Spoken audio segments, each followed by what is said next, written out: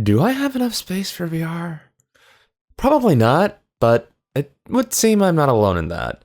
VR can be a very active hobby depending on how you go about it, and we'll be exploring why that is, why room will continue to be an issue in the near term, and try to see what us hopeless virtual dreamers can do to get by in the meantime. Let's start by addressing the movement aspect here to get the exercise medicine out of the conversation from the get-go. If you've used today's VR for much time at all, you'll know that its control foundation is the mapping of motion controls to virtual movements in-game. Whether it's just a bit of head movement or swinging your arms like crazy, you're going to be moving in some capacity in VR right now. This isn't a bad thing, mind you, as it's the shortcut that immerses the senses of proprioception and kinesthesia that play a huge role in the sense of presence that we get from VR. Getting a bit of exercise here is just a nice bonus. Leaving aside the VR locomotion problem, which has been discussed at length in other videos on this channel, having enough space for a game such that you don't worry about hitting anything can make a huge difference to your immersion in an experience. Whether that's playing Beat Saber without hitting your TV, or having the space to walk the plank in Richie's plank experience, having enough room for the VR experiences we do have is important, and it enhances the experience greatly. Not having enough space for an experience can negatively affect your enjoyment of it in ways you may not even expect. The obvious issue of worrying about hitting things can seem minor with a Guardian in place, but the worry about rushing through your Guardian in the heat of the moment is ever present, and I've observed the player performance difference firsthand, which is unfortunate of course, since not everyone can reasonably be expected to just get a larger area to play. I mean, I have to pay respects to our New York apartment dwellers over here, guys. This just isn't an issue that's going to be resolved very cleanly for a lot of people, barring some major breakthroughs in robotic arm suspension or just outright ditching VR to play AR outside. Clearly, there's a lot of work to be done to improve the situation overall.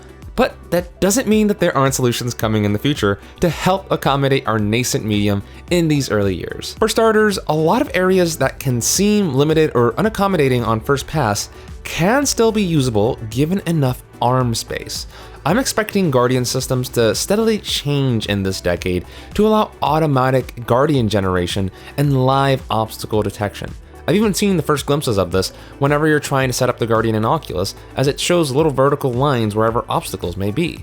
This should be reassuring for any users that may not have a stable environment to play in, or who may have people or pets that can come into the play area if they aren't aware. Allowing users to gauge the arm space matter should be a good perk too by making it dynamic.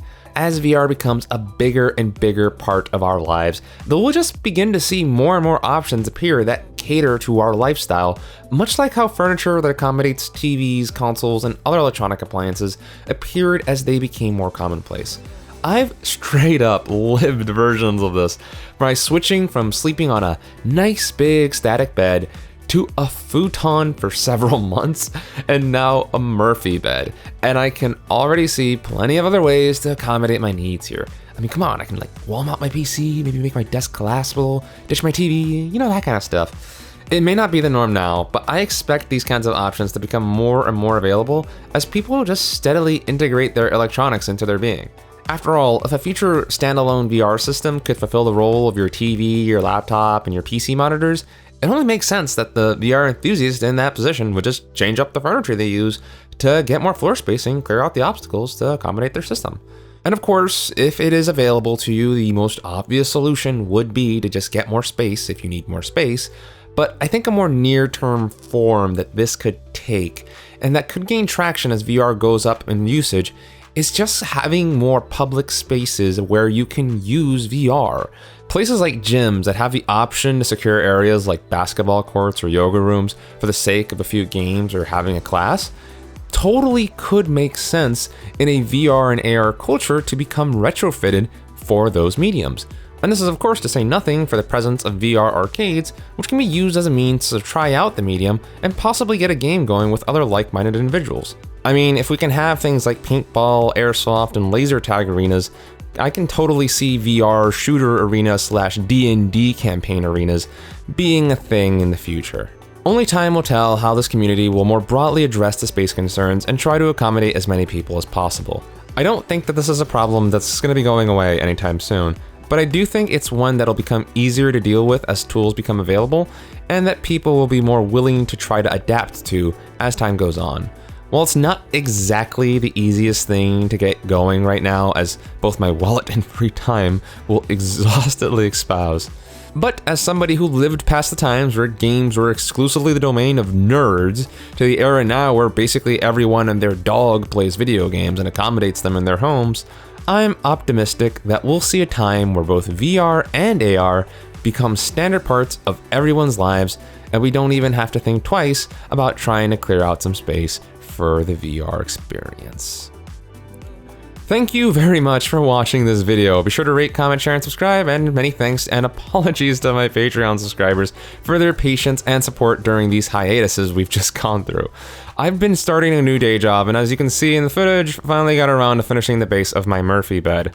Automating it and making it weeb as f*** are coming eventually, so stay tuned if you want to check that out. Till next time, my fellow adventurers and dreamers, this has been Gregory, logging out.